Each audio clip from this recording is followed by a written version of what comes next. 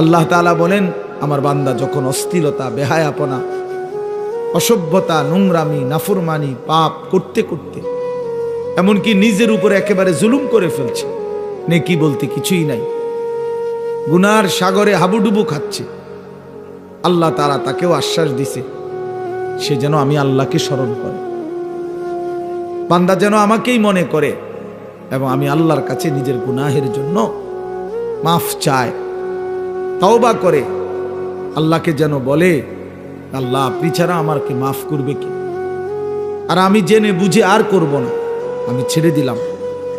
এই তিনটি শর্ত যদি বান্দার কাছ থেকে আল্লাহ পায়, তওবা 3 জিনিসের নাম, পেছনের গুনাহ সমূলে ছেড়ে দেওয়া, কালউমা কান, একদম গোড়া সহ গুনাহ সম্পূর্ণ ছেড়ে দেওয়া,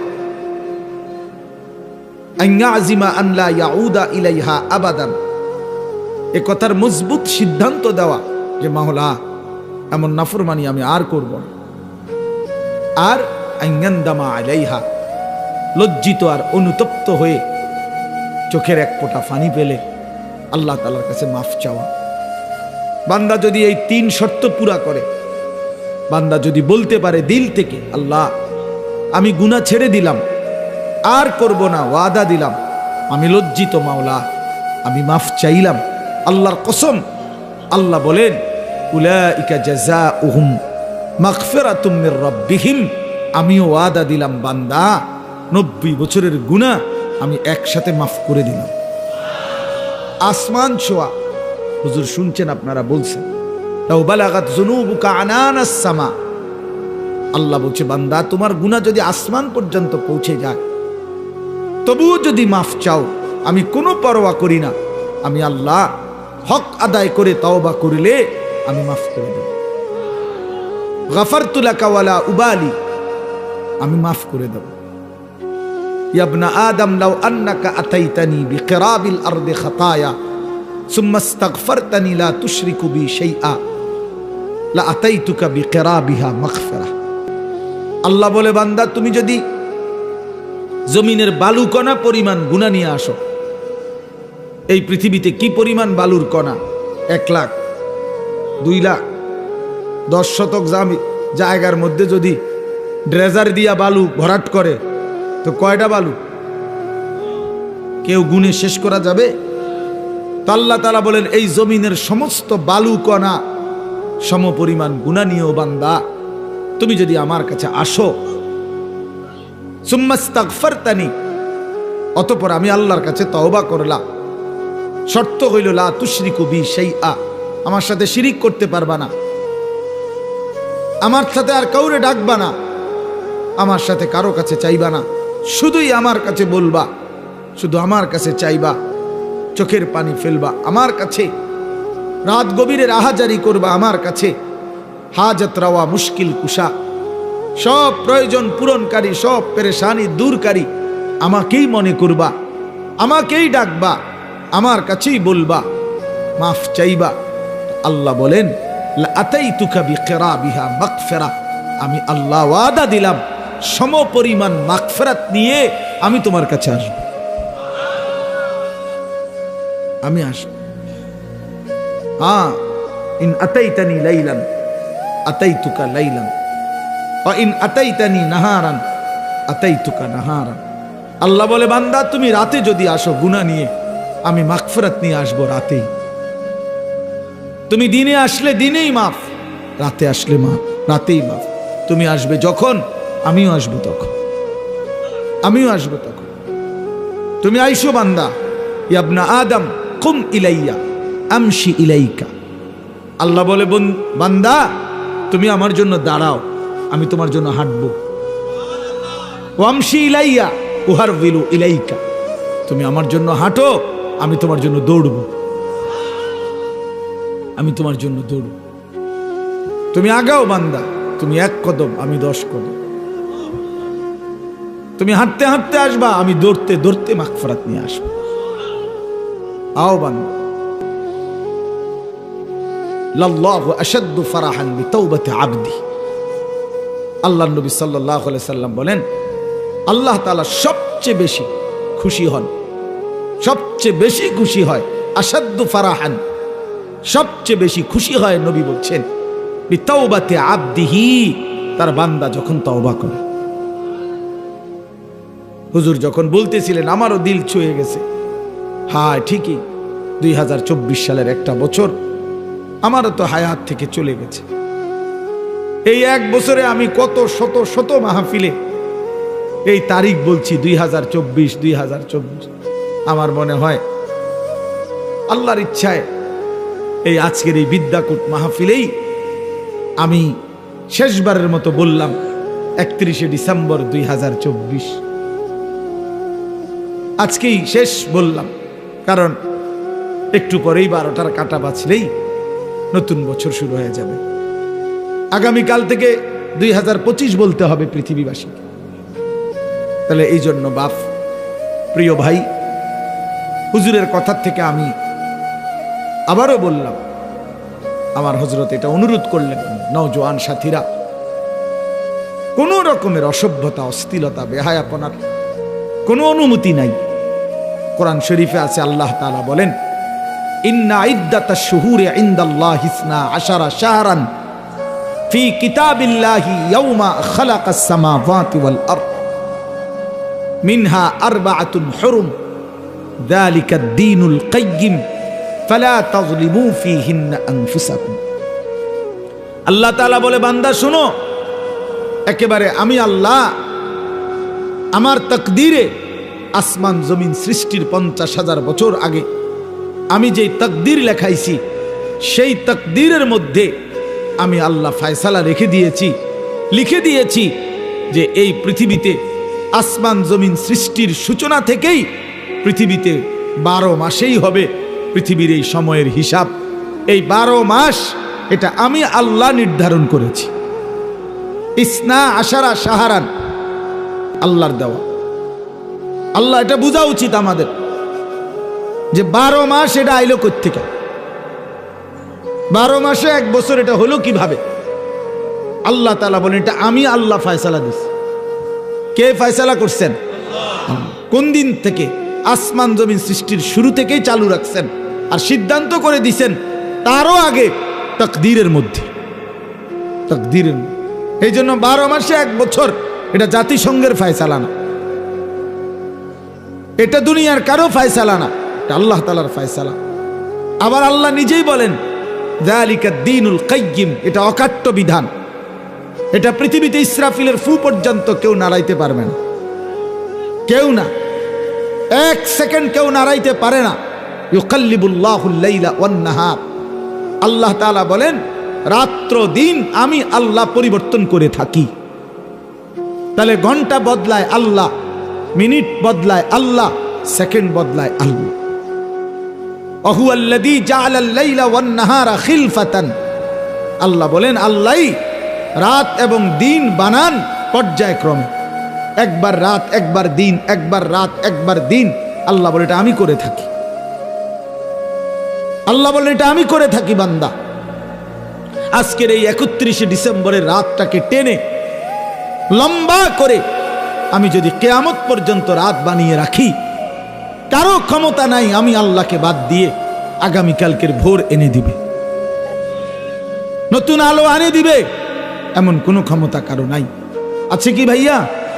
কুল আরাআইতুম ইন জাআলাল্লাহু আলাইকুমুল লাইলা সারমাদান ইলা ইয়াউমিল কিয়ামাহ মান ইলাহুন গায়রুল্লাহ ইয়াতিকুম বিদিয়াইন। সরাসরি কোরআনের আয়াত। আল্লাহ বলে বান্দা বলো না, আমি যদি আজকের রাতকে টেনে লম্বা করে সারমাদান ইলা ইয়াউমিল কিয়ামা, কিয়ামত দিবস পর্যন্ত দীর্ঘ করে রাখি, রাত বানিয়ে রাখি, মান ইলাহুন গায়রুল্লাহ, আমি আল্লাহকে বাদ দিয়ে কে আছে তোমার, ইয়াতিকুম বিদিয়াইন, যে আগামী কালকের আলো এনে দিবে, ভোর এনে দিবে, কে আছে কেউ? তাহলে আজকের রাত তো আগামী কালকে পরিবর্তন করবে মহান আল্লাহ। তো সেই আল্লাহর নাফরমানি করা, সেই আল্লাহর অবাধ্যতা করা, এটা কিভাবে একজন বিবেকবান, সুস্থ, স্বাভাবিক, কমপক্ষে শেষ 1 ফোঁটা ইমানের রক্ত আছে যার শরীরে, এক পবিত্র মায়ের বুকের দুধ খাইছে যেই মুসলমানের বাচ্চা, সে কিভাবে আল্লাহর দেওয়া রাতে, আল্লাহর দেওয়া দিনে, আল্লাহর দেওয়া বছর, আল্লাহর দেওয়া মাস, আল্লাহর দেওয়া প্রতি সেকেন্ডে সে আল্লাহকে বৃদ্ধাঙ্গুলি দেখায়া আল্লাহর নাফরমানির মাধ্যমে কিভাবে উদযাপন করতে পারে? এটা তো কোনো বিবেকবান ইমানদারের কাজ হইতে পারে না, কোনোভাবেই না, কোনোভাবেই না। এই জন্য 31st নাইট হুজুর যেটা বললেন, এটা স্পষ্ট কথা বাপ, এটা আমাদেরও কথা।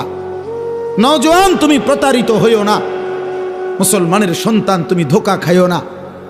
31st নাইট এই বেঈমানরা শুরু করছে, এই কাফেররা শুরু করছে। আল্লাহর কসম, তাদের তুমি নেটে প্রয়োজনে সার্চ দিয়ে দেখো। এই 31st নাইটের মূল বক্তব্য হলো, খ্রিস্টানদের কাছে দুই মুখী একটা মূর্তি আছে, যে এই মূর্তির দুইটা মুখ, সামনে একটা মুখ, পিছনেরটাও একটা মুখ, এই দুই মুখী দ্বিমুখী একটা মূর্তি।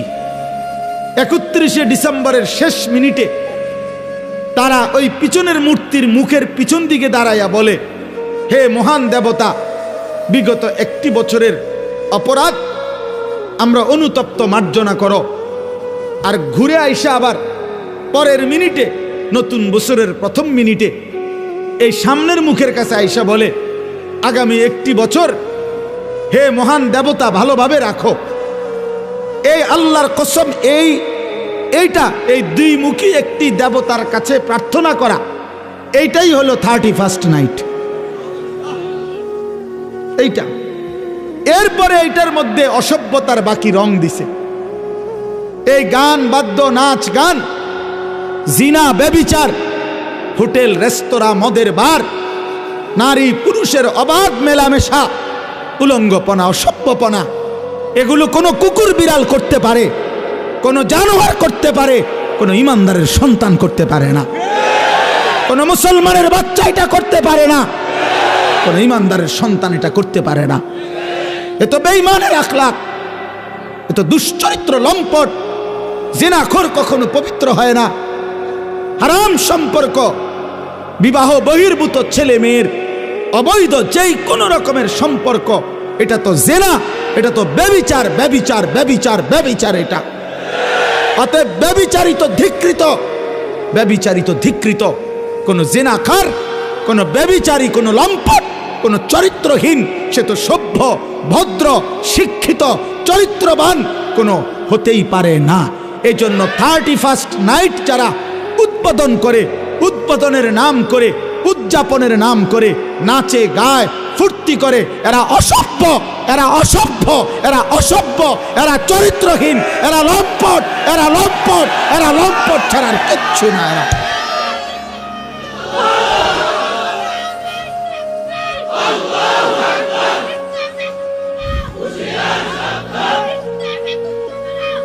অতএব আমি অনুরোধ করি যুবক, আমার সাফ কথা, আজকে এই বিদ্যাকূটের 10 দিন ব্যাপী ঐতিহাসিক এই তাফসিরুল কোরআন মাহফিল থেকে আমার সমস্ত বুড়া বাপ যারা আছেন, আপনারা বসা থাকবেন, আপনারা বসেন। ওলামায়ে কেরাম যারা বসা আছেন, আপনারাও বসা থাকেন। কিন্তু কিশোর, তরুণ, নওজোয়ান, তোমরা যারা এখানে আছো, তোমরা সব দাঁড়ায়া এই বয়স্ক এবং ওলামাদের সামনে ওয়াদা দাও যে 31st নাইটে আমরা থুতু মারি, থুতু মারি, থুতু মারি, থুতু মারি। দাঁড়াও যুবক, দাঁড়াও নওজোয়ান, দাঁড়াও জওয়ান, দাঁড়াও ইমানদার।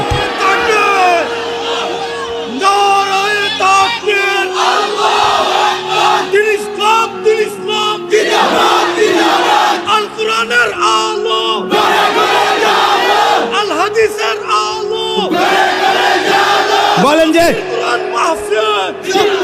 31st নাইটে থুতু মারি, থুতু মারি, বলো থুতু মারি, থুতু মারি।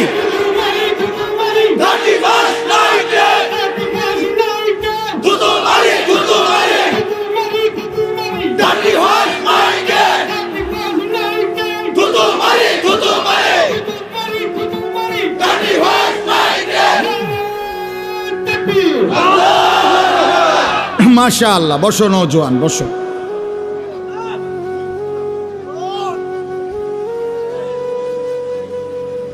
নওজোয়ান তোমরা, আগামীর ইসলাম তোমাদের হাতে ইনশাআল্লাহ।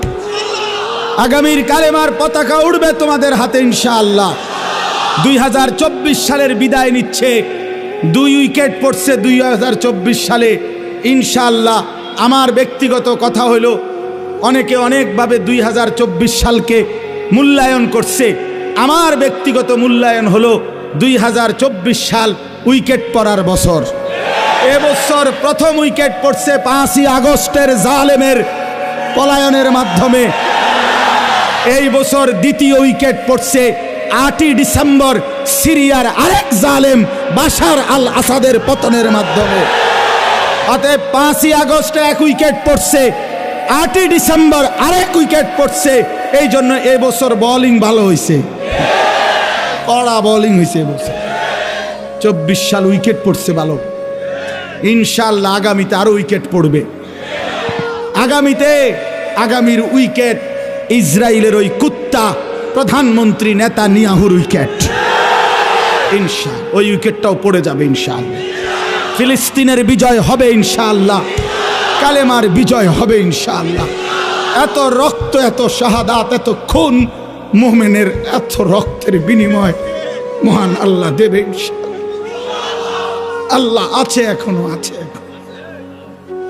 যে মালিক 5ই আগস্টের জালেমকে পলায়ন করতে বাধ্য করেছে, 8ই ডিসেম্বরের জালেমকে পলায়ন করতে বাধ্য করেছে, সেই মালিক ইসরায়েলের কুত্তাকেও পলায়ন করতে দিবে ইনশাআল্লাহ। গুজরাটের কসাই ইমানদার মুসলমানকে ইন্ডিয়ার জমিনে গুজরাটে হত্যাকারী যেই জালেম, সেই নরেন্দ্র মোদীর উইকেটটাও পড়ে যাবে ইনশাআল্লাহ। ইনশাআল্লাহ মনে রাখো, অচিরেই যুবক মনে রাখো, বাংলাদেশের গলিতে গলিতে, রাস্তার মোড়ে মোড়ে, বাজারে, মার্কেটে, জেলা, উপজেলা, গ্রামে গঞ্জে মাদ্রাসা গড়ে উঠছে। মুসলমানের সন্তান দলে দলে আল্লাহর কোরআন পড়তেছে, হাফেজে কোরআন হইতেছে। সমাজের দিন মজুর একেবারে খেতে খামারে কাজ করে, তারাও তাদের সন্তানকে হাফেজ বানাচ্ছে। সমাজের একেবারে উচ্চ পদস্থ ব্যক্তি যারা, তারাও তাদের সন্তানকে কোরআনের হাফেজ বানাচ্ছে। এটাই প্রমাণ করে আগামীর পৃথিবী ইসলামের পৃথিবী ইনশাআল্লাহ, আগামীর পৃথিবী কোরআনের পৃথিবী ইনশাআল্লাহ। অতএব 130 কোটি ভারতীয় বেঈমান আমাদেরকে চোখ রাঙ্গাইলে আমরা এক বিন্দুও ভয় পাই না। 130 কোটি ইন্ডিয়ার বেঈমানকে আমরা গণাত ধরি না, গণায় ধরি না। আমগরে আলু দিবে না, আটা দিবে না, পেঁয়াজ দিবে না। আলু, পাটা, আটা, পেঁয়াজ তার আব্বার। মোদি তোর আব্বার এগুলো বলে। মাশাআল্লাহ, মাশাআল্লাহ। অতএব এটা কারো বাপের না, তাদের আলু, আটা, পেঁয়াজ এগুলো মোদির বাপের বলে, ভারতের আব্বার এগুলো। তোদেরকে বেটা 130 কোটি বেঈমানকে যিনি প্রতিদিন চাল, ডাল, আলু, পেঁয়াজ, ভাত, মাছ খাওয়ায়, তিনি তো আমার আল্লাহ বেটা। আরে আমার আল্লাহ, আমি আজকে যারে এশার নামাজে সেজদা দিছি তিনি তোরে খাওয়ায়। আমি আজকে যারে মাগরিবে সেজদা দিছি তিনি তোরে খাওয়ায়। আমি আজকে যারে আসরের নামাজে সেজদা দিছি তিনি তোদেরকে খাওয়ায়। আমি যারে জোহরে সেজদা দিছি তিনি তোদেরকে খাওয়ায়। আমি ফজরে যারে সেজদা দিছি তিনি তোদেরকে খাওয়ায়। বেঈমান, আমার আল্লাহ তোরে খাওয়ায়, তুই আমারে ধমক দেস কেন? কথা বলেন না কেন? ওরা আমগো ইমানদারকে ধমক দেয়। মন্ডাসে এখন গিয়ে কই নাই বেড়া, পাগলামি করো। হ্যাঁ, মাটি ছোট হইতে পারে, মাতৃভূমি ছোট হইতে পারে, 56,000 বর্গ মাইলের লাল সবুজের ওই পতাকার মাঝখানের যে লাল, এটা রং না, এটা শহীদের খুন। অতএব রক্তের বিনিময়ে আজাদি, খুনের বিনিময়ে স্বাধীনতা। কি তামাশা! এদেশ, এই জাতি, এই মাতৃভূমির সন্তানরা যে রক্ত দিতে জানে, এটা তো আমাদের মানচিত্রেই আছে, আছে না? আমাদের এই লাল সবুজের পতাকার লাল, এটা তো শহীদের খুন। অতএব কোনো পরোয়া করার কিছু নেই ইনশাআল্লাহ। যুবক মনে রাখো, আরে আনিস কোনোদিন হয়তো থাকবে না, মাওলানা মিজান থাকবে না, ওলামায়ে কেরাম আমরা হয়তো থাকবো না, কিন্তু আগামীর পৃথিবী দেখবে ইনশাআল্লাহ দিল্লির লাল কেল্লাতে কালেমার পতাকা উড়বে ইনশাআল্লাহ। ইনশাআল্লাহ, মনে রাখো ইনশাআল্লাহ, কোনো অসুবিধা নেই। আমরা শহীদ হইলে কোনো সমস্যা নাই। বাংলাদেশে কোনো ষড়যন্ত্র বাস্তবায়ন হবে না। ইসকনের গুন্ডা সন্ত্রাসীদের ষড়যন্ত্র বাংলাদেশে বাস্তবায়ন হবে না। সাদের গুন্ডা, সাদের সন্ত্রাসী এই বাহিনীর দ্বারাও এদেশে দাওয়াত ও তাবলীগের মধ্যে যারা যেই গুন্ডারা ঢুকছে, যেই গুন্ডারা সাদের নাম ধরে ওই ভণ্ড প্রতারক মুনাফিক তার গুন্ডা সন্ত্রাসীরাও এদেশে টিকবে না ইনশাআল্লাহ। দিল্লির সাদ জানে না এটা বাংলাদেশ, এটা বাংলাদেশ, এটা দিল্লি না, সে জানে না এটা। অতএব এদেশের লক্ষ লক্ষ ওলামায়ে কেরাম, তাওহীদি জনতা, ইমানদারের কলিজায় খুন দিয়েছে। টঙ্গীর বিশ্ব ইজতেমার পবিত্র জমিনকে রক্তে ভাসাইছে যারা, ওরা গুন্ডা, ওরা সন্ত্রাসী, সাদ ভণ্ড। বলো সাদ ভণ্ড, সাদ ভণ্ড, সাদ ভণ্ড। অতএব সাদের কোনো কার্যক্রম, তার অনুসারীদের কোনো কার্যক্রম বাংলাদেশে হতে দেওয়া হবে না। এদেশ শাহজালালের, শাহপরানের, এদেশ উলামায়ে কেরামের, এদেশ হাটহাজারীর আল্লামা শাহ আহমদ শফি রহমতুল্লাহ আলাইহির নাফরমান এখন হেফাজতে ইসলাম চিনে না, আল্লামা মামুনুল হক চিনে না, আমাদের উলামায়ে কেরামকে চিনে না। মামুনুল হক তার বাপ মামুনুল হককে চিনে না, হেফাজতে ইসলামকে চিনে না। আরে বেটা বেঈমান, এখনো 2013 সালের 5ই মের রক্তের গ্রান শাপলা চত্বরে গিয়া নাক লাগাও, রক্তের গ্রান পাইবা। ওলামায়ে কেরামের পবিত্র তাজা খুনের রক্তের গ্রান লাগবে। এখনো রক্ত শুকায় নাই শাপলা চত্বরে। ওরা মুসলিম লেবাসধারী। আরে কোনো কাফেরে মারলে মুসলমান মেনে নিতাম যে নেতানিয়াহু মারছে, মুদিয়ে মারছে, ট্রাম্পে মারছে, মনটারে বুঝাইতাম। মুসলিম পরিচয়ধারী সারা দিন মিয়া, সারাটা দিন ইজতেমার মাঠে কাজ করছে যেই মানুষগুলো, এই লক্ষ লক্ষ সারা পৃথিবীর ইমানদারদের জন্য মাঠ তৈরি করে 5 ওয়াক্ত নামাজ পড়ে রাত্রি গভীরে যে মানুষগুলো একটু ঘুমাইছে, ঘুমন্ত ইমানদার মুসলমানকে মুসলিম পরিচয়ধারী কোনো ব্যক্তি কিভাবে হত্যা করতে পারে, কিভাবে রক্ত ঝরাইতে? আরে সাদ তুই কি করলি? ওয়াসিফ তুই কি করলি? করলি কি করলি? তুই ইমানদারের রক্ত ঝরাইলি কেমন? মুসলমানের রক্ত ঝরাইলা কেমন? যেই হাফেজ সাহেব তালেবে ইলমদেরকে আল্লাহর কোরআন পড়ায়, ওই হাফেজ সাহেব তো কোরআনের পৃষ্ঠা উল্টায় আঙ্গুল দিয়া, এমন পবিত্র হাফেজ সাহেবের আঙ্গুল কাইটা ফেলে দিছে। এই জন্য আপনারাও সতর্ক থাকবেন, এই ভণ্ড সাদের কোনো অনুসারী যেন নবীনগরের জমিনে না থাকে। সাবধান মুসলমান, কোন ষড়যন্ত্রকারী বাংলাদেশে তার ষড়যন্ত্র বাস্তবায়ন করতে পারবে না ইনশাআল্লাহ। আল্লাহ তাআলা আমাদেরকে তৌফিক দান করে। এই যে যুবকদের এই আশা, ইনশাআল্লাহ আপনাদের এই ব্যাপক উপস্থিতি প্রমাণ করে আল্লাহর কোরআনের জন্য এই জাতি প্রস্তুত আছে ইনশাআল্লাহ, দ্বীনের জন্য প্রস্তুত আছে ইনশাআল্লাহ। আল্লাহ তাআলা উলামায়ে কেরামের আহ্বানে আল্লাহর দ্বীনের জন্য আপনারা লড়বেন তো ইনশাআল্লাহ? হাত তুলে বলেন ইনশাআল্লাহ। লড়বেন তো ইনশাআল্লাহ? উলামায়ে কেরামের তত্ত্বাবধানে থাকবেন তো ইনশাআল্লাহ? আল্লাহ তৌফিক দান করেন, আল্লাহ কবুল করেন। দাওয়াতের কাজ উলামায়ে কেরামের তত্ত্বাবধানে চলবে, তাবলীগের কাজ, তালিমের কাজ, তাজকিয়ার কাজ, জিহাদের কাজ, ইসলামের কাজ, দ্বীনের কাজ উলামায়ে কেরামকে বাদ দিয়ে করা যাবে না। করলে হুঁচট খাবেন, করলে পিছলা খাবেন, করলে ক্ষতিগ্রস্ত হবেন, করলে দুশ্মনের খপ্পরে পড়ে আখিরাত বরবাদ করবেন। যেন অনুরোধ করলাম আল্লাহ তাআলা আমাদেরকে সচ্চা ঈমান দান করেন, আমাদেরকে ঈমানের মজবুতি দান করেন। ভাই বললেন মাশাআল্লাহ, আমার হুজুর বলছেন এতক্ষণ তওবার কথা, ফিরে আসার কথা। তো এক যুবক, এক ভাই যোগাযোগ করছে, সে তার জিন্দেগি পাল্টাইতে চায়। আমি তো হুজুর আলহামদুলিল্লাহ প্রতিনিয়ত অসংখ্য যুবকের চিঠি আমার কাছে আসে, চিঠি দেয়, কাগজে লিখে, মোবাইলে মেসেজ পাঠায়, আমার ঘনিষ্ঠ সাথীদের কাছে জানায়। আলহামদুলিল্লাহ প্রতিদিন বিশ্বাস করেন বাংলাদেশের যুবক ছেলেরা আল্লাহর দিকে ফিরতেছে, গুনাহ ছেড়ে দিচ্ছে ইনশাআল্লাহ। গুনায় মজা নাই, নারীর ছবি দেখতে দেখতে আর সুখ নাই, উলঙ্গ দৃশ্য দেখতে দেখতে আর সুখ নাই। অসংখ্য যুবকের চেহারা, সুরত, শরীর, যৌবন, শারীরিক ক্ষমতা, যৌবনের ক্ষমতা সব নষ্ট করে ফেলছে, সব চরিত্রহীন হইয়া বরবাদ করে দিছে। আজ দুদু অন্ধকার ছাড়া, মরিচিকা ছাড়া আর কিছুই দেখে না। এজন্য যুবক ছেলে তোমাদেরকে বলি, ভাই নষ্ট হইও না, নষ্ট হইও না।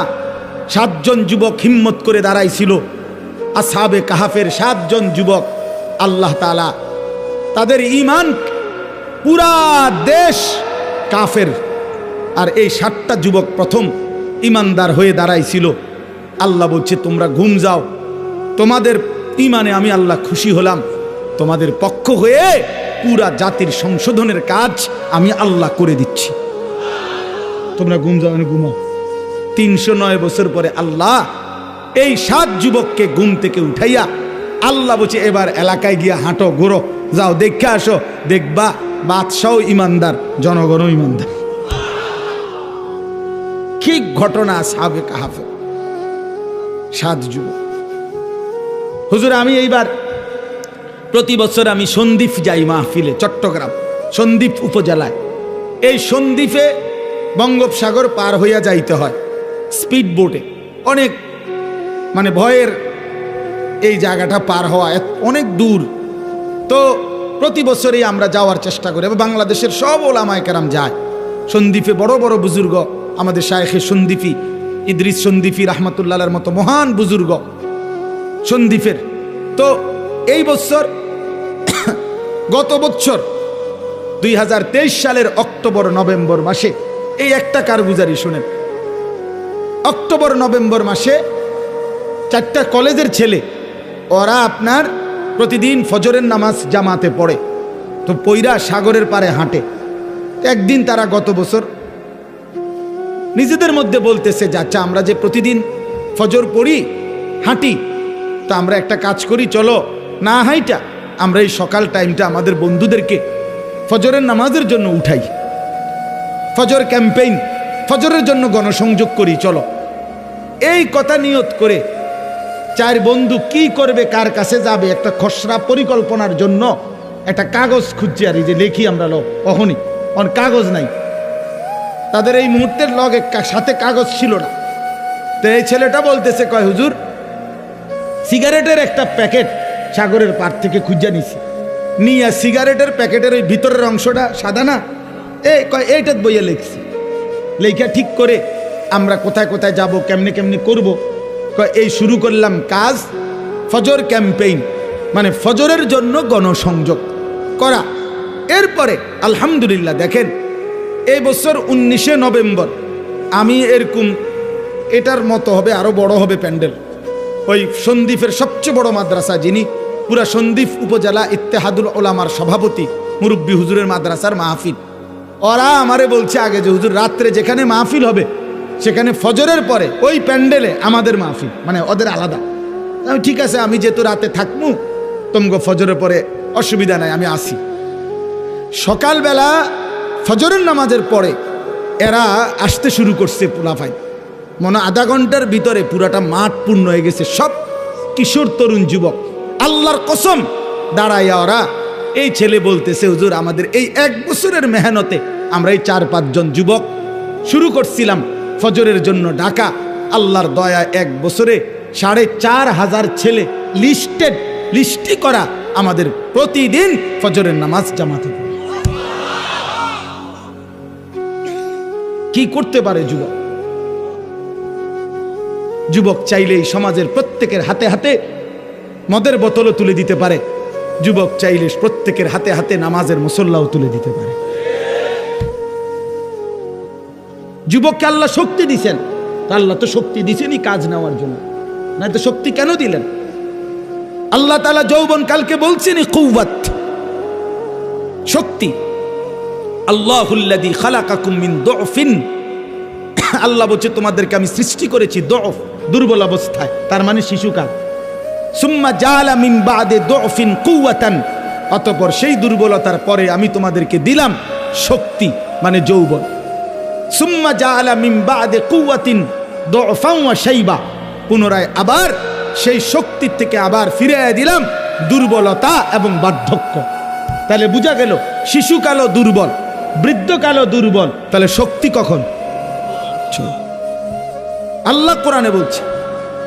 এই জন্য অনেক নওজোয়ান, আমি তোমাদের জন্য দিল থেকে দোয়া করি বন্ধু, রাত এই গভীরে আমরা প্রত্যেকেই এই 10 দিন ব্যাপী ঐতিহাসিক এই তাফসীরুল কোরআন মাহফিলে তোমরা নিজেকে পরিবর্তনের সিদ্ধান্ত নাও।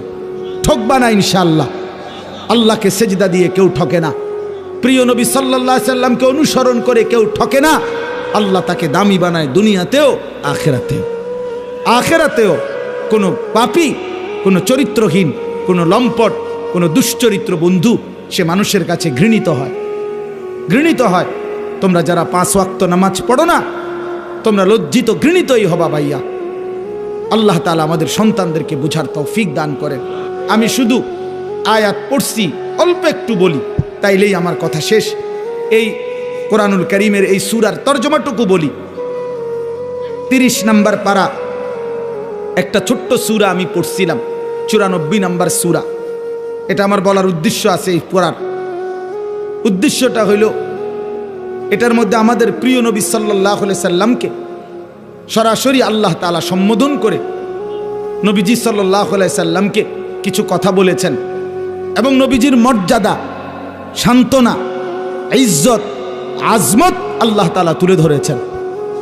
এখানের মূল বিষয়টা হইল, প্রিয় নবী সাল্লাল্লাহু আলাইহি সাল্লাম 40 বছর বয়সে তিনি যখন ইসলাম প্রচারের দায়িত্ব পেলেন, আল্লাহ বললেন মানুষকে আল্লাহর দিকে ফিরাবার, তখন একটা মিনিট শুধু চিন্তা করেন যে নবীজি সাল্লাল্লাহু আলাইহি সাল্লাম একটা মিনিট ভাবেন, শুধু 40 বছর বয়সে আল্লাহ পাক যখন ওনাকে দায়িত্ব দিলেন তখন তিনি কোন সমাজে দাঁড়াইলেন।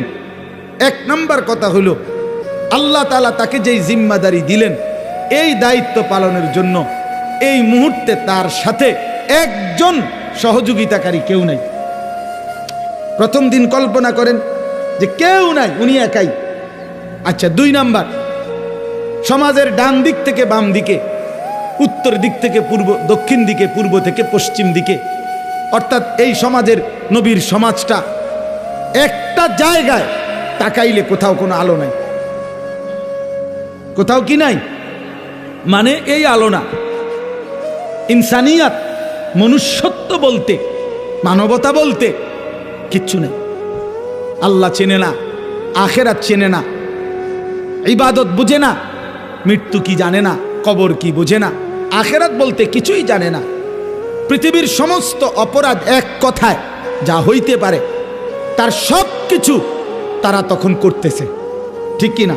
চুরি, ডাকাতি, জিনা, ব্যভিচার, মদ, জুয়া, সুদ, ঘুষ, ধর্ষণ, নির্যাতন, লুণ্ঠন, ছিনতাই, রাহাজানি, মূর্তি পূজা, শিরিক, কুফর, সব কিছু 16 আনা। এখন এই অবস্থায় একটি গোটা পৃথিবীর মানুষকে সংশোধনের জন্য একজন রাসূলকে দায়িত্ব দেওয়া হইল। উনি যদি 1 মিনিট চিন্তা করে, হায় আল্লাহ, কোন দিক দিয়ে শুরু করবো, কেমনে শুরু করবো, বুঝামু কেমনে, কারে কমু কিতা, যে এই পরিমাণ সদর বদর এটি বাইল করবো কেমনে আমি, ঠিক না কথাটা? চিন্তা করলে কি পরিমাণ অন্ধকার।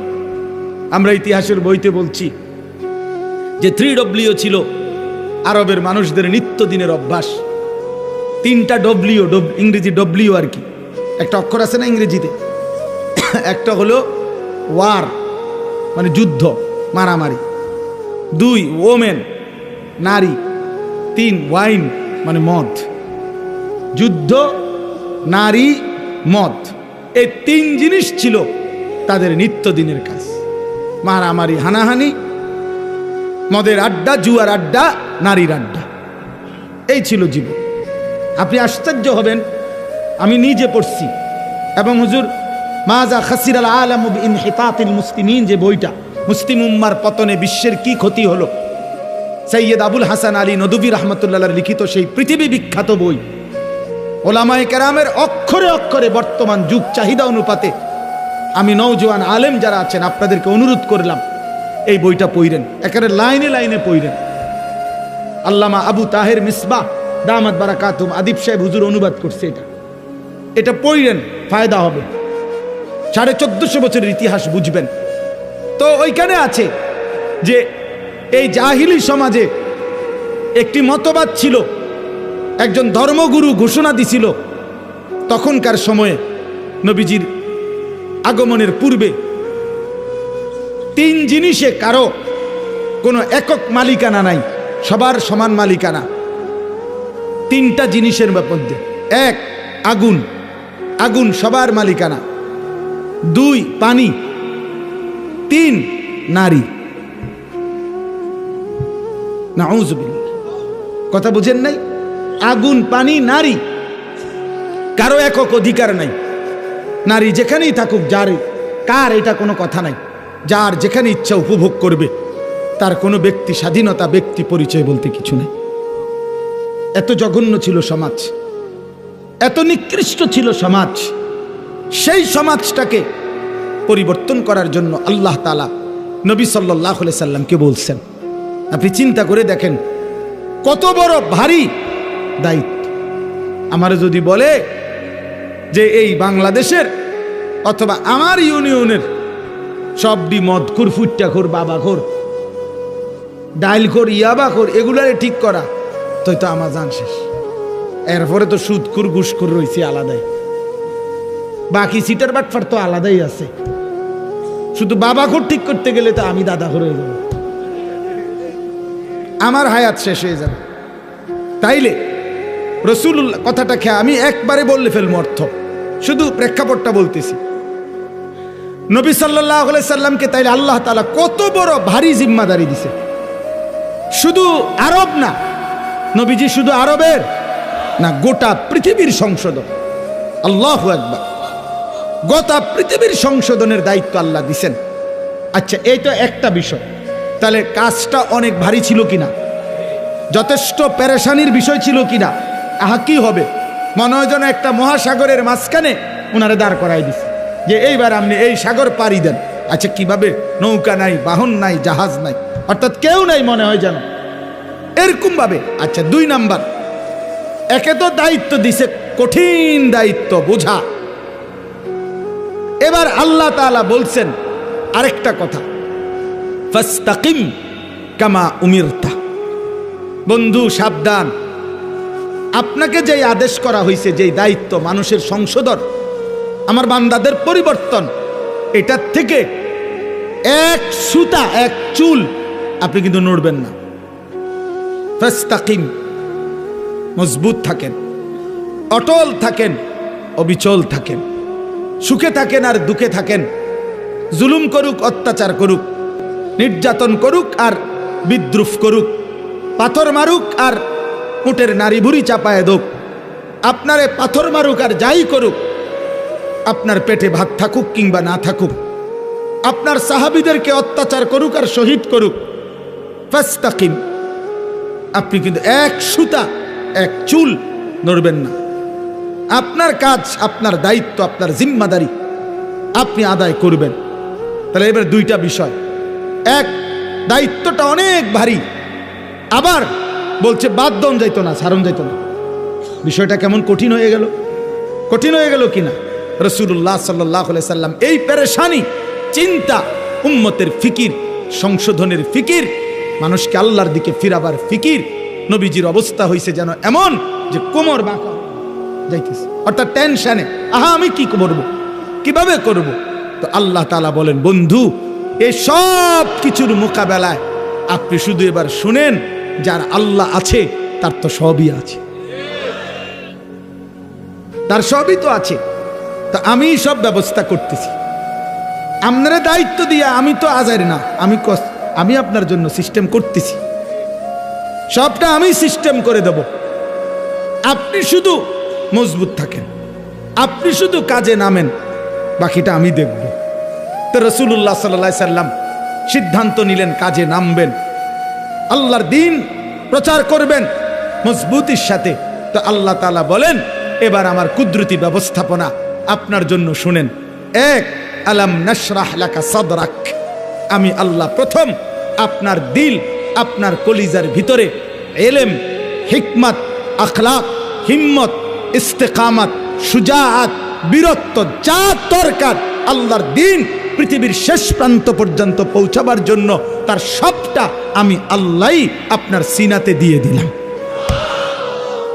এবার নবী মক্কার কুরাইশদের সামনে, হাদিসে আছে, একদিন ঘোষণা দিছে যে মক্কাবাসী, আসমানের ওই সূর্য আমার যদি হাতে দাও, চাঁদটাও যদি আমার হাতে এনে দাও, আর আমারে যদি বলো কালেমার দাওয়াত ছেড়ে দিতে, আল্লাহর কসম মুহাম্মদ এক সেকেন্ড আল্লাহর দ্বীনের দাওয়াত ছাড়বে না।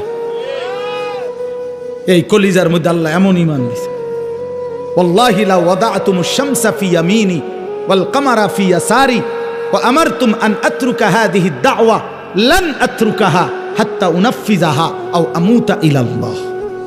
হয় জমিনে কালেমা বাস্তবায়ন হবে, নয় আমি শহীদ হয়ে আল্লাহর কাছে ফিরে যাব, কিন্তু মাঝখানে কোনো কম্প্রোমাইজ নাই, মাঝখানে কোনো কিছু নাই, এইরকম মজবুত। তাহলে আল্লাহ তাআলা বলেন, বন্ধু আপনার সিনার মধ্যে যা দরকার ইসলামের জন্য, দ্বীন প্রচারের জন্য, কালেমার প্রচারের জন্য, সমস্ত কিছুর মোকাবেলায় আমি আল্লাহ তা পূর্ণ দিয়ে দিয়েছি। দুই, ওয়াদানা আনকা উযরাক আল্লাযী আনকাদা যাহরাক, যেই টেনশন, যেই চিন্তা, যেই পেরেশানি, যেই অস্থিরতা আপনার বোঝার মতো আপনার কাঁধে চাপছিল, আমি আল্লাহ নিজে আপনার সেই বোঝা, যা আপনার পিঠ নুয়ে দিছিল, কোমর মনে হয় বাঁকা করে দিছিল টেনশনে, অস্থিরতায়, আমি নিজ হাতে তা দূর করে দিয়েছি, আমি নিজ হাতে দূর করে দিয়েছি।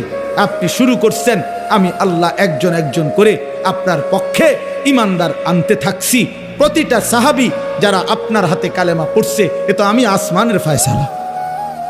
উলাইকাল্লাযীনা ইমতাহানাল্লাহু কুলুবাহুম লিত্তাকওয়া, আমি পরীক্ষা করে করে সাহাবী পাঠাইছি, অতএব আপনার বোঝা আমি আল্লাহই হালকা করে দিয়েছি। এরপরে আল্লাহ বলেন, আরো অনেক ব্যাখ্যা আছে, আমি শুধু সংক্ষেপে বললাম। এরপরে আল্লাহ বলেন, 3 নাম্বার ব্যবস্থাপনা হইল, আপনারে ওরা বিদ্রুপ করে। এই মানুষগুলো আপনারে কখনো বলে পাগল, কখনো বলে কবি শায়ের, কখনো বলে আপনি আবলাহ, নির্বোধ, আপনাকে জাদুকর বলে, বিভিন্ন কিছু জুলুম অত্যাচার করে, আপনারে বিদ্রুপ করে, আপনাকে লজ্জিত লাঞ্ছিত করে। আল্লাহ বলে, বন্ধু ঘাবড়াবেন না, ওয়ারাফা'না লাকা যিকরাক, গোটা মাখলুকাতের উপরে আমি আল্লাহ আমার পরে আপনার মর্যাদা সবকিছুর ঊর্ধ্বে তুলে দিয়েছি। বাদাজ খুদা বুজুর্গ তুই কিস্সায়ে মুখতাসার, আমি আল্লাহর পরে আপনার মর্যাদা সমস্ত সৃষ্টির উপরে। যেন আল্লাহ মেরাজে নিয়া আরশে আজিমের উপরে দাঁড় করাইয়া আল্লাহ যেন নবীকে বলছে, বন্ধু নিচের দিকে তাকায় দেখেন, আমার গোটা সৃষ্টি আপনার কদমের নিচে, আপনি গোটা মাখলুকাতের ঊর্ধ্বে, আমি আল্লাহর পরে, অতএব এটাই আপনার মর্যাদা। এরপরে আল্লাহ যেন বললেন, বন্ধু ওই আজানে দেখেন আপনার আমার নামের সাথে আপনার নামও বলতেছে, ওই একামতে শুনেন আমার নামের সাথে আপনার নামও বলতেছে, ওই নামাজে শুনেন, ওই দেখেন আমার বান্দা বসে বসে আত্তাহিয়াতু পড়ছে, একটু পরেই খেয়াল করবেন আল্লাহুম্মা সাল্লি আলা মুহাম্মদ, আপনার নামও নিতেছে। ও কবরের দিকে তাকায় দেখেন, মুনকার নাকির প্রশ্ন করতেছে আমার বান্দাকে, আমার নামও নিছে, আপনার কথাও জিগাইছে। দেখেন দেখেন দেখেন, আপনার কথাও জিজ্ঞাসা করছে। হাসরের ময়দানেও শুনবেন আপনার নাম, জান্নাতেও শুনবেন আপনার নাম। ইদা দুকিরতু জুকিরতা মাই, আমি আলোচিত হলে আপনিও আলোচিত হবেন। আমি আছি তো আপনি বন্ধু আছেন, আমার ইজ্জত সম্মান থাকবে তো আপনার সম্মানও থাকবে। মোহাম্মদ হামেদে হামদে খুদা বাস, খুদা মদহে আফরি মুস্তাফা বাস। আল্লাহর প্রশংসায় মোহাম্মদই যথেষ্ট, মোহাম্মদ সাল্লাল্লাহু আলাইহি সাল্লামের প্রশংসায় আল্লাহই যথেষ্ট। এরপরে আল্লাহ বলেন, ফা ইন্না মাআল উসরি ইউসরা, ইন্না মাআল উসরি ইউসরা। আল্লাহ বলে, বন্ধু ঘাবড়াবেন না, আমি জানি দ্বীনের এই কাজ করতে গিয়ে, আল্লাহর দিকে মানুষকে ডাকতে গিয়ে, আমার কালেমার দাওয়াত দিতে গিয়ে প্রতি মুহূর্তে আপনি কষ্ট পাবেন, যন্ত্রণা পাবেন, জুলুমের শিকার হবেন। তবে মনে রাখেন, কষ্ট যদি পান, একটা সুখ হিন্দু 10 বছরে 20 বছরে মুসলমান হইছে যে কয়জন, দেখবেন মক্কা বিজয়ের দিন দেখবেন একদিনে মুসলমান হয়ে গেছে 20 বছরের চাইতে বেশি। তার মানে আপনি অল্প সময় মেহনত চালায়া যান, একটা সময় দেখবেন আপনার ওয়ারাআইতান নাসা ফি দীনিল্লাহি আফওয়াজা, দলে দলে কাতারে কাতারে লোকেরা আল্লাহর দ্বীনের দিকে, ঈমানের দিকে, ইসলামের দিকে আসতেছে। সর্বশেষ কথা হলো আল্লাহ তাআলা বলেন ফাইদা ফারাগতা ফানসাব ওয়া ইলা রাব্বিকা ফারগাব। আমি আগেই বলছি, অনেক ব্যাখ্যা আছে, কিন্তু মূল বক্তব্য হলো এইটা। এই কথার দ্বারা শেষ। আল্লাহ বলছে, বন্ধু আল্লাহ আদর করতে বলছে, যেটা আমার হুজুরও বলতে চাইছিলেন। সারাদিন আপনি মানুষকে কালেমার দাওয়াত দিছেন, তাবলীগ করেছেন, ইমামত করেছেন, সাহাবায়ে কেরামকে তালিম দিয়েছেন, জিহাদের কাজ করেছেন, সারাদিন ব্যস্ত ছিলেন মানুষকে নিয়ে। আপনার পক্ষেও কেউ ছিল, আপনার বিরুদ্ধেও বহুজনের ষড়যন্ত্র ছিল। সারাদিনের এই পেরেশানি অস্থিরতা শেষ করে আপনি যখন রাত্রিবেলা অবসর হবেন, তো রাত গভীরে আমার কাছে আইসেন, আমার কাছে আইসেন বন্ধু। একাকী তাহাজ্জুদের সেজদায়, তাহাজ্জুদের মুসল্লায় আইসেন, আমি আপনার আদর করে হাত বুলায়া সারাদিনের ক্লান্তি মুছে দেব। ইদা ফারাগতা ফানসাব ওয়া ইলা রাব্বিকা ফারগাব। রাত গভীরে আইসেন আমার কাছে, আমি আদর করে দেব, আমি ধুয়ে মুছে আপনার ক্লান্তি দূর করে দেব, আমি আপনারে সোহাগ করব, আমি বন্ধু আপনার ইজ্জত মর্যাদা সম্মান সান্ত্বনা আপনাকে দিতেই থাকবো। ওয়ালাকাদ না'লামু আন্নাকা ইয়াযীকু সাদরুকা বিমা ইয়াকুলুন ফাসাব্বিহ বিহামদি রাব্বিকা ওয়া কুম মিনাস সাজিদিন। আল্লাহ বলে, বন্ধু জানি আমি লোকেদের মন্দ কথা শুনে আপনার মনটার মধ্যে কষ্ট লাগে, তবে যখনই আপনার মনে কষ্ট লাগে আপনি আমার তাসবিহ পড়েন, আমারে সেজদা দিয়েন, আমি আল্লাহ আপনার দিল শান্ত করে দেব। এজন্য রাত গভীরে আবারও ওই কথা আমার হুজুর বলছেন আপনাদের কাছে, শেষ রাত্রের আমল, শেষ রাত্রের কান্না, শেষ রাত্রের রোনা জারি বান্দাকে যেন আল্লাহ তাআলা একান্তই নিজের করে নেয়। নিজের আল্লাহ যেন বলে, বান্দা তুমি একদমই একা, আমি আল্লাহ তোমার সামনে, বলো বান্দা তোমার যা কিছু মনের যত কষ্ট দুঃখ বেদনা যা চাওয়া রাতের অন্ধকারে আমাকে বলো, আমি সব দেব, সব দেব, সব দেব। এই জন্য নবীকে আল্লাহ বলছে, বন্ধু সারাদিনের মেহনত থেকে যখন অবসর হবেন, ফানসাব, এবার আপনি আলাদা রাত্রিবেলা পরিশ্রম করবেন, ইবাদত, দোয়া, জিকির, তেলাওয়াত, তাহাজ্জুদ, কান্নাকাটির জন্য আমার দিকে ফিরবেন, আমি আল্লাহ আপনার সমস্ত ক্লান্তি পেরেশানি দুঃখ দূর করে দেব। এজন্য শেষ একটা কথা বলি, তায়েফের ময়দান থেকে নবীজি সাল্লাল্লাহু আলাইহি সাল্লাম যখন রক্তাক্ত হয়ে ফিরে আসছিলেন, তখন যেই রাত্রিবেলা যেই আঙ্গুর খেজুরের বাগানে নবী আশ্রয় নিছিলেন, তো সেদিন রাত্রে রক্ত মাখা শরীর নিয়ে আল্লাহর নবী রাত গভীরে একটা লম্বা দোয়া করছিলেন। হাদিসে এই দোয়াটা আছে, লম্বা দোয়া। নবীজি সারাটা শরীর রক্তাক্ত, পায়ের জুতার সাথে লেগে গেছে জমাট রক্ত। এই অবস্থায় রাত্রি অন্ধকারে নবী গভীর রজনীতে আল্লাহ তাআলার কাছে লম্বা দোয়া করছিলেন চোখের পানি ফেলে। ওইখানে একটা কথা নবীজি সাল্লাল্লাহু আলাইহি সাল্লাম বলছিলেন যে, আল্লাহ আপনি আমারে ইলা মান তাকিলনি, এই মাওলা আপনি আমারে কার কাছে পাঠাইলেন, কার কাছে পাঠাইলেন? ইলা বাঈদিন ইয়াতাজাহামুনি, আপনি বুঝি আমারে এমন দূরের অপরিচিত মানুষের কাছে পাঠাইলেন যারা আমারে, আমি তাদেরকে আপনার দিকে ডাকলাম, তারা আমারে এভাবে পাথর মারলো। কোন নবীকে বুঝি মানুষ এভাবে মারে? কল্যাণকামীকে মানুষ বুঝি এভাবে মারে? আম ইলা আদুবিন মাল্লাকতাহু আমরি, নাকি আপনি আমার এমন কোন দুশমনের কাছে পাঠাইলেন যার উপরে আমার কোনো ক্ষমতাই ছিল না? আপনি আমারে কার কাছে পাঠাইলেন? কিন্তু এই মনের আবেগ এগুলো বইলা এই একটা কথা হুজুর বলছে নবীজি, এটাই আমাদের শেষ কথা আমার। নবীজি তখন বলছে, আল্লাহ যা বলছি তা তো মনের কষ্টে বলছি, কিন্তু শেষ কথা হলো মাওলা ইন্নাম তাকুন আলাইয়া গাদাবুন ফালা উবালি। শুধু রাত গভীরে বলেন, আপনি যদি আমার উপরে নারাজ না হন, আপনি যদি আমার উপরে রাগ না করেন, আপনি যদি খুশি থাকেন, ফালা উবালি, আমি কোনো পরোয়া করি না, আমি কোনো পরোয়া করি না। এই পাথরের আঘাত সয়ে গেলাম, শুধু আপনি বলেন আপনি আমার উপরে রাজি কিনা। এই কথাটা মাওলা যদি বলেন আপনি খুশি, আমার সারা দেহ রক্ত ঝরুক, কোনো অসুবিধা নাই। এজন্য সাদ তুমি ভালো করো নাই, তুমি তোমার গুন্ডা সন্ত্রাসী দিয়ে ইমানদারের রক্ত ঝরিয়েছ, কিন্তু তুমি জানো না রক্ত ঝরানো শহীদের খুন ঝরা এ তো রাসূলুল্লাহ সাল্লাল্লাহু আলাইহি সাল্লামের দেহ মোবারক থেকে ঝরেছে। যদি মুমিনের উপরে আল্লাহ রাজি হয়, উলামায়ে কেরাম আজকে নতুন করে একদিন দুই দিন না, রাসূলুল্লাহ সাল্লাল্লাহু আলাইহি সাল্লাম যে ওয়ারাসাত উত্তরাধিকার উম্মতের উলামায়ে কেরামকে দিয়ে গেছে, 1450 বছরের উম্মতের উলামায়ে কেরাম আপনাদের পাহারাদার। আপনারা শুনতে চাইলেও আমরা বলবো, আপনারা শুনতে না চাইলেও আমরা বলবো, যেখানেই অন্যায়, যেখানেই কুফর, যেখানেই শিরিক, যেখানেই বিদআত, যেখানেই গোমরাহি, সেখানেই উলামায়ে কেরামের প্রতিবাদ। এটা চলতেই থাকবে, এটা চলতেই থাকবে, এটা চলতেই থাকবে, এটা চলতেই থাকবে। এই জন্য যুগ যুগ ধরে উলামায়ে কেরাম আপনাদের ঈমান আমলের পাহারাদারি করে, পাহারাদারি করে। ইমাম মুহাম্মদ রাহমাতুল্লাহ আলাইহি সারা রাত ঘুমাইতেন না, আমরা কিতাবে নিজে পড়ছি।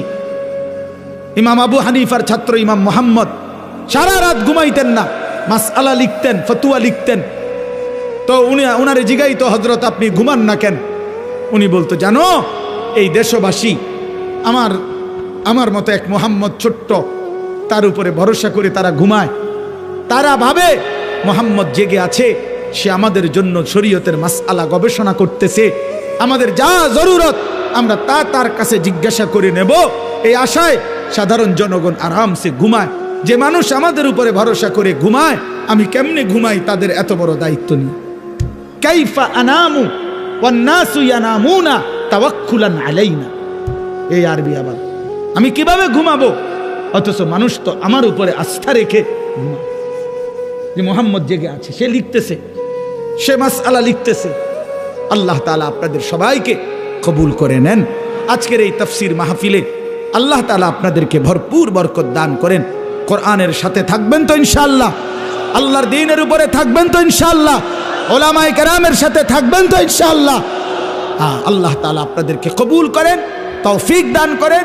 10 দিন ব্যাপী তাফসীরুল কোরআন মাহফিলের সমস্ত আলোচনা আল্লাহর কোরআনের নূর আমাদের দিলের মধ্যে আল্লাহ জ্বালায়া দেন।